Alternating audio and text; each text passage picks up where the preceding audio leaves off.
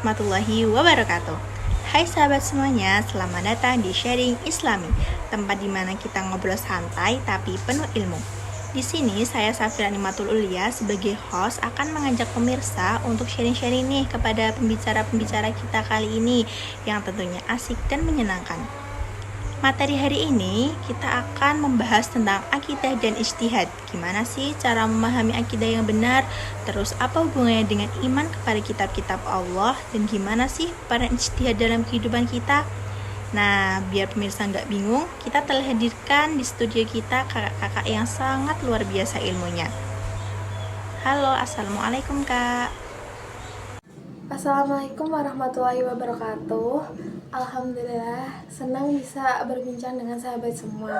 Dan juga tak lupa saya ucapkan salam kepada pemirsa yang ada di rumah. Semoga kita semua mendapatkan berkah rahmatnya ila yaumil qiyamah. Amin ya rabbal alamin. Dan juga semoga kajian kita hari ini bisa mendapatkan manfaat bagi kita semua. Jadi marilah kita berbincang dan kupas bersama mengenai akidah dan ijtihad bersama-sama. Kak, selanjutnya mari kita mulai dari dasarnya dulu ya, mengenai apa sih sebenarnya akidah itu. Bisa tolong dijelaskan? Baik, akidah berasal dari bahasa Arab, yaitu akodo, yang artinya mengikat atau menguatkan.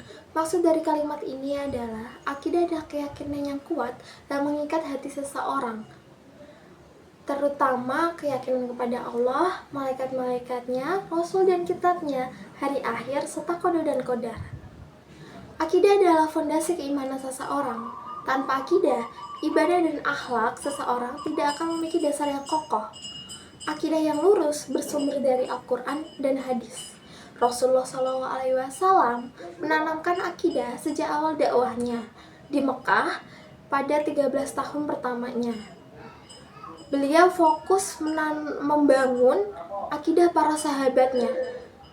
Baru kemudian di Madinah turunlah perintah ibadah dan hukum-hukum Islam. Hal ini menunjukkan betapa pentingnya akidah pada kehidupan kita. Nah, jadi akidah itu ibarat pondasi di dalam rumah ya kak. Kalau nggak kuat, rumahnya bisa roboh. Benar, apabila seseorang tidak memiliki akidah yang kokoh, maka ia akan mudah terombang-ambing oleh pemahaman yang menyimpang, keraguan, ataupun godaan duniawi. Makanya kita perlu memperkuat akidah kita agar tidak tergoda oleh pemahaman yang keliru, supaya ibadah bukan hanya sekedar kebiasaan, tetapi benar-benar didasarkan pada keyakinan diri kita yang kuat. Nah, sekarang kita buka sesi pertanyaan ya yang akan dijawab oleh pembicara kita selanjutnya. Sudah ada penanya nih yang terhubung di telepon. Halo, assalamualaikum, dengan siapa di mana? Assalamualaikum warahmatullahi wabarakatuh. Perkenalkan, nama saya Fadila Uliatus Sifa. Izin bertanya kak, bagaimana sih caranya supaya kita yakin bahwa akidah kita ini sudah baik? Soalnya saya kadang masih ragu dan takut salah jalan. Apalagi kalau mendengar berita-berita di sosial media, saya jadi bingung. Takutnya malah salah paham. Terima kasih. Wassalamualaikum warahmatullahi wabarakatuh. Pertanyaan yang sangat bagus. Saya izin untuk melanjutkan menjawab pertanyaannya ya. Jadi ada beberapa cara yang bisa kita lakukan untuk menjaga atau memastikan akidah kita tetap lurus dan benar. Yaitu yang pertama, kita harus selalu merujuk pada Al-Quran dan hadis. Jangan hanya menerima informasi dari internet ataupun media sosial tanpa memastikan kebenarannya. Yang kedua, kita harus belajar agama dari ulama yang terpercaya. Jangan sampai kita belajar agama dari orang yang tidak memiliki keilmuan yang cukup. Rasulullah SAW pernah bersabda, barang siapa yang dikehendaki Allah kebaikan, maka Allah akan memahamkannya dalam agama. Hadis riwayat Bukhari dan Muslim. Yang ketiga, kita harus berhati-hati dengan pemahaman yang menyimpang. Sekarang ini banyak ajaran yang terlihat islami namun ternyata menyimpang dari akidah Ahlussunnah wal Jamaah.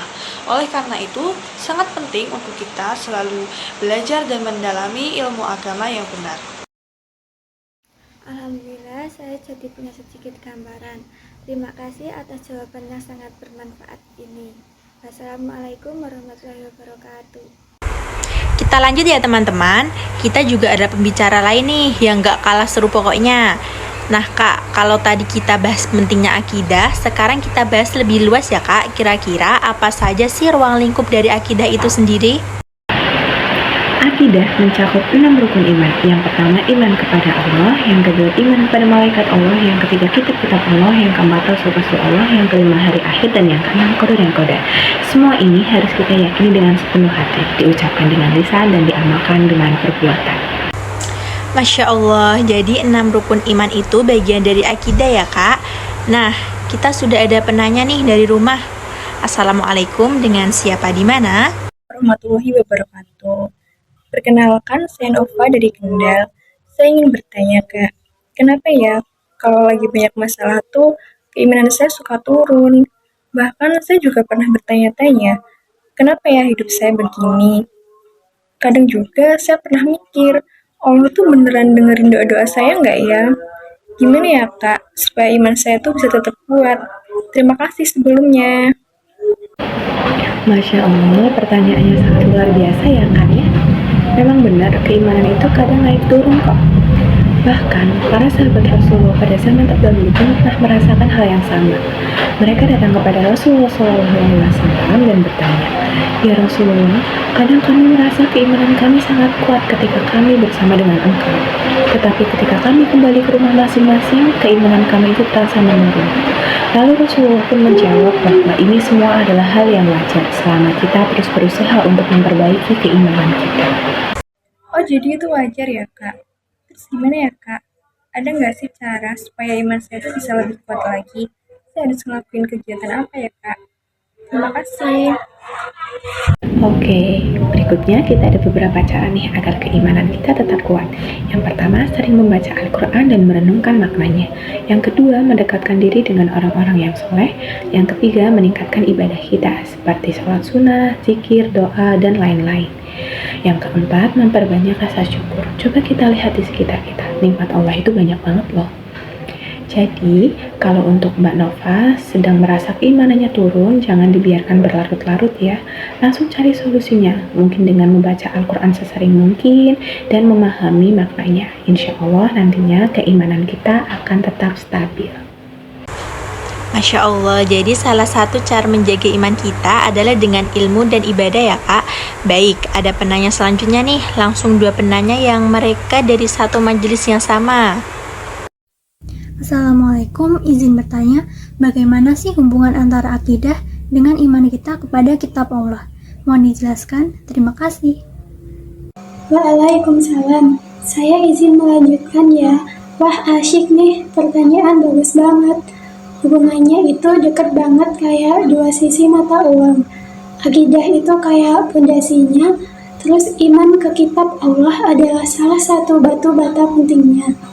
Gini ya, akidah itu artinya keyakinan yang kuat. Dalam Islam, akidah itu ada 6 rukun iman. Percaya sama Allah, malaikat, kitab-kitabnya, rasulnya, hari akhir, dan takdir. Nah, percaya sama kitab Allah itu bagian penting banget dari akidah. Oh, berarti kalau orang tidak percaya dengan kitab Allah, berarti akidahnya nggak sempurna dong. Ya, kurang lebih begitu. Percaya sama kitab Allah, terutama Al-Quran itu penting banget. Kalau nggak percaya Al-Quran sebagai firman Allah, akidah kita jadi kurang kokoh. Soalnya Al-Quran itu panduan utama kita buat ngerti Allah, sifat-sifatnya, perintah, dan larangannya. Apakah bisa dicontohkan bagaimana kurangnya iman ke kitab Allah bisa berpengaruh ke akidah?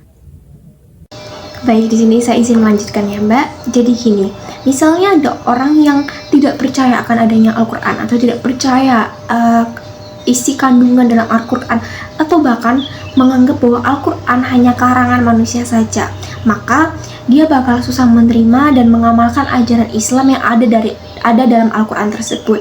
Akibatnya imannya kepada Allah akan menjadi lemah. Atau kalau orang ini hanya menerima atau percaya akan setengah amalan dari Al-Quran dan setengahnya dia menolak untuk percaya akan isi kandungan dalam Al-Quran ini, maka akidahnya jadi enggak utuh sempurna. Baik, terima kasih atas penjelasannya. sama-sama ya Sayyidah, kita belajar sama-sama untuk menjadi lebih baik lagi. Assalamualaikum warahmatullahi wabarakatuh. Saya ingin bertanya Ustazah, kan saya pernah dengar nih bahwasanya akidah dengan istihad itu saling keterkaitan. Namun saya belum paham bagaimana keterkaitan antara akidah dengan istihad tersebut. Terima kasih. Baik Naila, pertanyaan yang sangat bagus sekali. Saya izin menjawab ya. Jadi begini, ijtihad dan akidah merupakan hubungan yang sangat berkaitan, hubungan yang sangat erat, namun sedikit kompleks. Jadi gini, ijtihad adalah proses penalaran hukum Islam berdasarkan dengan dalil-dalil syariat. Tidak boleh bertentangan dengan akidah. Jadi ijtihad tidak boleh bertentangan dengan akidah. Nah, akidah ini keyakinan fundamental dalam Islam. Kita ambil contoh kecilnya aja. Di perkembangan zaman seperti ini, seperti transaksi jual beli online atau tentang penggunaan teknologi medis. Nah, hal tersebut merupakan contoh dari ijtihad yang berusaha menyesuaikan hukum Islam dengan perkembangan zaman sekarang, zaman era digital seperti ini, zaman yang modern seperti ini. Nah, contoh tadi itu menyesuaikan dengan perkembangan zaman ini. Namun, yang perlu digarisbawahi adalah contoh tadi yang kita lakukan tadi tidak boleh bertentangan dengan akidah dan kaidah-kaidah fik yang berlaku. Jadi kegiatan tadi itu harus berlandasan kepada akidah dan kaidah-kaidah fik yang telah berlaku agar tidak terjadi pertentangan. Jadi seperti itu ya Mbak Naila. Apakah bisa menjawab? Semoga bisa terjawab ya. Baik teman-teman, sekian sesi tanya jawab hari ini. Masya Allah sekali ya para pemateri dan penanya kita hari ini. Para pemateri memberikan materi yang sangat luar biasa, dan begitu juga para penanya yang gak kalah hebatnya. Banyak sekali informasi atau materi yang disampaikan pada hari ini terkait akidah dan ijtihad, di mana akidah sendiri tadi sudah dijelaskan bahwa akidah merupakan fondasi dari kehidupan. Nah, tanpa akidah, fondasi tersebut akan roboh, dan ijtihad merupakan proses penerapan hukum Islam berdasarkan dalil-dalil syariat yang tidak boleh bertentangan dengan akidah, yaitu keyakinan fundamental dalam Islam. Nah, Masya Allah sekali ya. Baik, teman-teman, cukup sekian dulu ya bincang-bincang kita pada hari ini. Semoga apa yang kita dapatkan hari ini bisa berguna untuk kehidupan kita sehari-hari. Saya akhiri dulu. Terima kasih dan wassalamualaikum warahmatullahi wabarakatuh.